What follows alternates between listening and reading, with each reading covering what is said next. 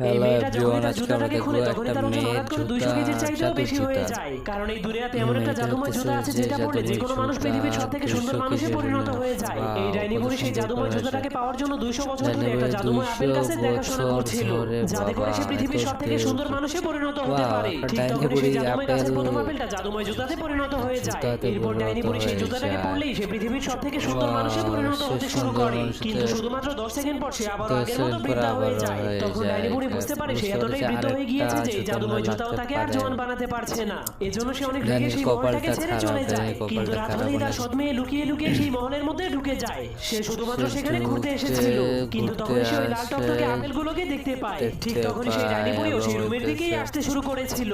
যখনই ডাইনি বুড়ি সেই দরজাটাকে খুলে তখনই পুরো রুমটাই তখন আলোকিত হয়ে যায়। রুমটা এরপর আলোকিত ডাইনি বুড়ি হয়ে দেখতে পায় তার যায়। সৎ মেয়ে পৃথিবীর সব থেকে সুন্দর মানুষে সুন্দর পরিণত হয়ে মানুষে গিয়েছে, পরিণত কারণ হয়ে সে ওই গেছে। জাদুময় জুতোগুলো সে পরে তো পরে ফেলেছিল। যা ফেলেছিল। দেখার পর ডাইনি বুড়ি অনেক রেগে